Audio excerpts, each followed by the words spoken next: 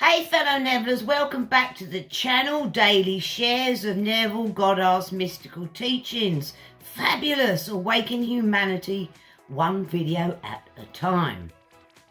Today I've got my nose up in Your Faith is Your Fortune. We've reached chapter 5, Who Am I? Let's dive in, fellow Nevillers. If you're here for the first time, hello. If you're back again, hello too. Please subscribe and then you won't miss any of these marvellous teachings. Let's dive in.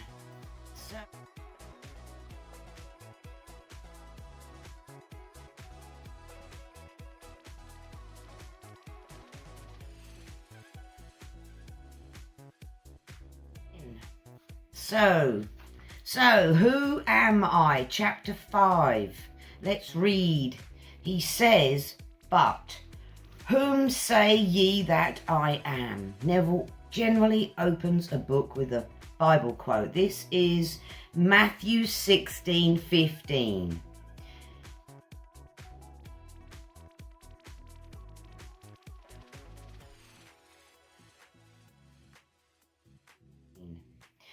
He says, I am the Lord, that is my name, and my glory will I not give to another. I am the Lord, the God of all flesh. Now for Neville's marvellous description. This I am within you, the reader, this awareness, this consciousness of being is the Lord, the God of all flesh. I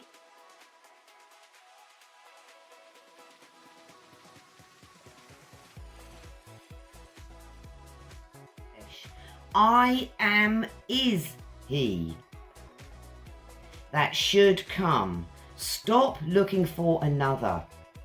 As long as you believe in a God apart from yourself, you will continue to transfer the power of your expression to your conception, forgetting that you are the conceiver.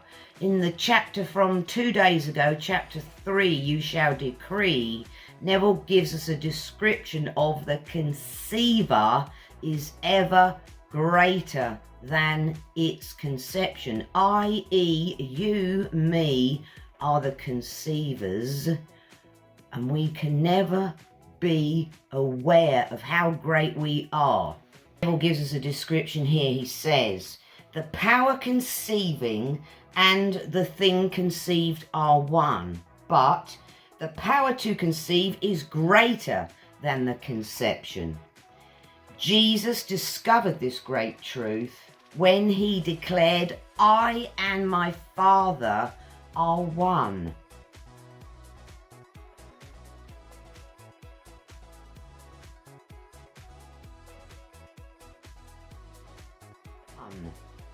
But my Father is greater than I. The power conceiving itself to be man is greater than its conception. All conceptions are limitations of the conceiver.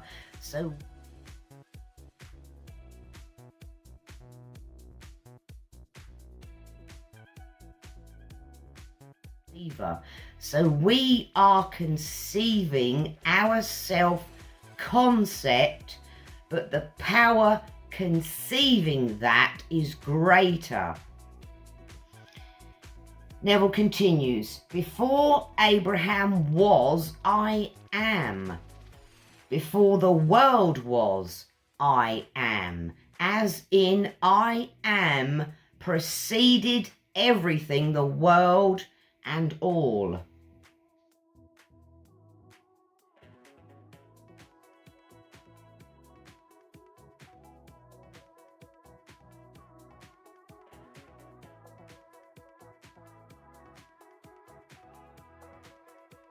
All. Consciousness precedes all manifestations and is the prop upon which all manifestation rests.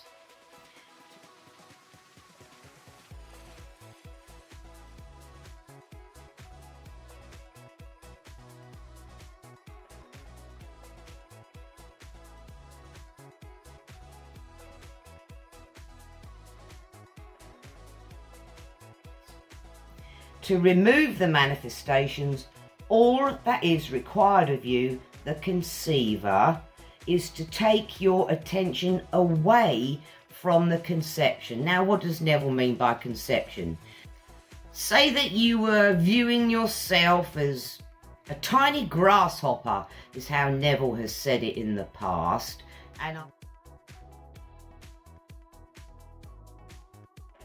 And our things out here in 3D, which we assume are our problems, are the giants.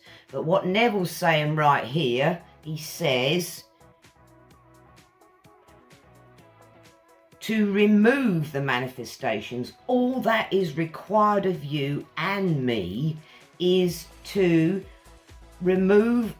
take our attention away from the conception. So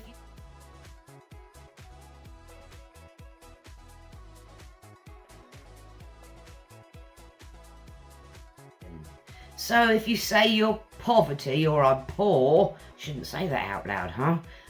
If you say that, all you do is take your attention away from it, i.e.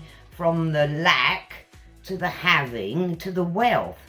You just completely forget, don't pay any attention, no lack in your life. You pay the I am wealthy, I am prosperous, I am abundant attention, and you do that literally by noticing what it is you're thinking on the inside, which is your self-concept, and you change it. You change it quick and you change it to whatever it is you want to manifest, i.e. wealth, abundance and prosperity. Now let's let Neville continue. Here's a real famous line that we've all taken into our consciousness, and it's back to front. It says, instead of out of mind, it really is out of mind, out of sight, i.e. out of mind, you've taken your attention away from your lack or limitation or problem, and you've put it in your mind that you are wealthy, abundant and prosperous, or whatever you want to insert in there.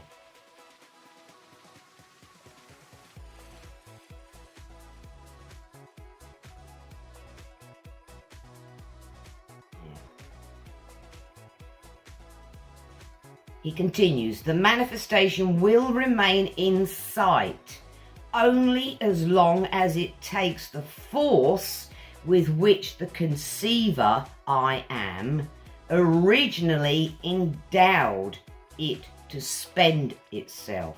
This applies to all creation, from the infinitesimally small electron to the great universe. So he says here, the manifestation will remain in sight only as long as it takes the force with which the conceiver, I am, originally endowed to spend itself. So it depends on how much force is behind, or you've put behind, or you continue put into your limitation or problem. Here's our favourite line, be still and know that I am God.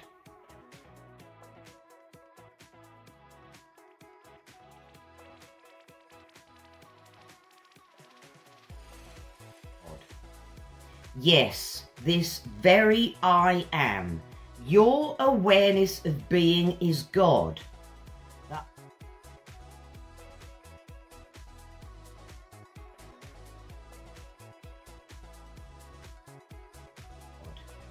The only God. I am is the Lord, the God of all flesh, all manifestation. This present, your unconditioned awareness, comprehends neither beginning nor ending. Limitations exist only in your manifestation. When you realize that your awareness is your eternal self,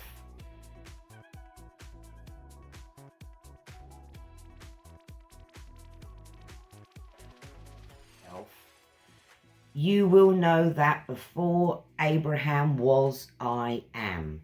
This is what we're trying to do. Let me put my book down, fellow Nevillers. This is what we're trying to do. Realise that our unconditioned awareness has no idea of lack or limitation. Neville calls it a presence. He says it has neither beginning or end. That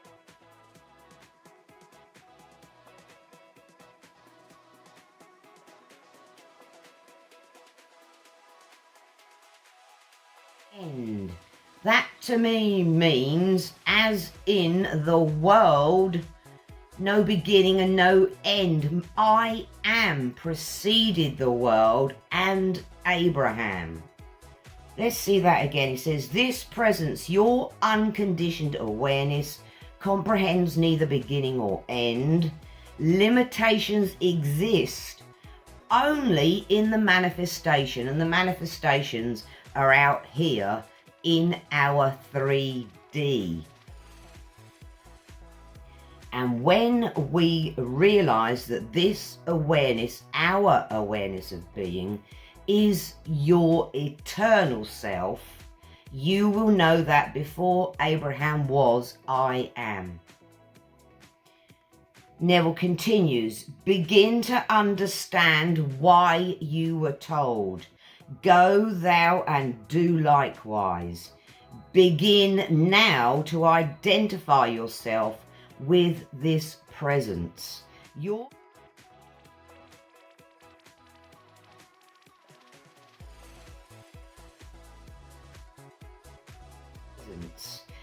awareness as the only reality.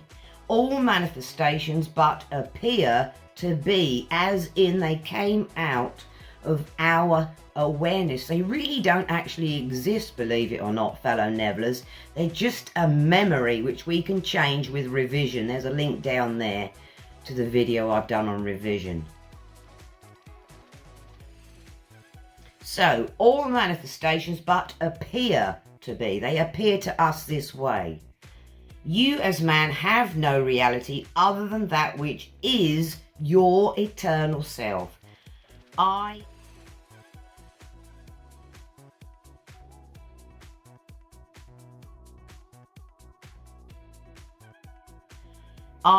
am believes itself to be. Whom do you say that I am? This is not a question asked 2,000 years ago, i.e. in the Bible. It is the eternal question addressed to the manifestation by the conceiver, i.e. me, conceiver, you are the conceiver.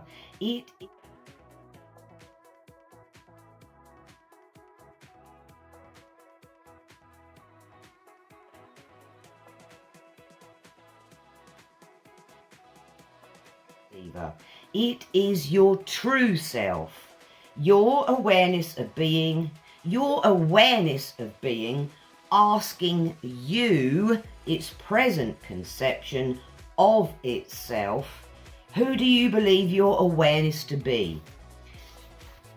This answer can be defined only within yourself, regardless of the influence of another. I am, your true self, is not interested in man's opinion.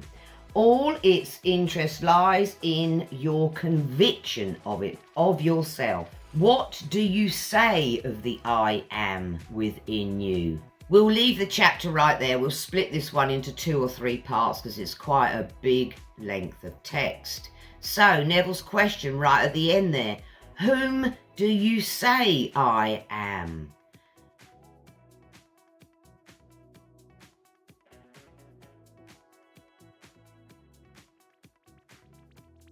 I am. We have to come to the realize, we don't have to, but our journey will take us to the realization that you are Christ, that you are God, that I am Jesus Christ, and that I am God. So basically this chapter at the beginning here, Neville is trying to get over to us the power that we have with our manifestations, i.e. they're just part of our awareness. The things out here in 3D are our manifestations, but they only appear that way because of the concept we have in our awareness, which is our self-concept. At the root of all of this, we are Jesus Christ. We are Lord, God, and Creator. That's our awareness. One is unconditioned, one is ours, our self-concept, which we've conditioned, or it's been conditioned for us by what we've taken in. If there's any questions, fellow Nevillers, pop them down there. I will get back to you because I love to help. I'm spreading these teachings from Neville Goddard. I believe the whole of humanity needs to know this so that they don't keep suffering, looking to another God out here to come and save them, or whatever it is we think he's going to do, and realize that we created our 3D from our state of consciousness, which has been conditioned by society, school, people, media, and we can program it. That's our self-concept. All right, fellow Nevillers, thanks for your time and attention. Big fat kiss, because we're all about love up here. Please give the video a like, leave a comment. YouTube loves it, as do I, and they promote my videos, and Neville will reach further. Thank you, my lovelies. See you tomorrow. Bye.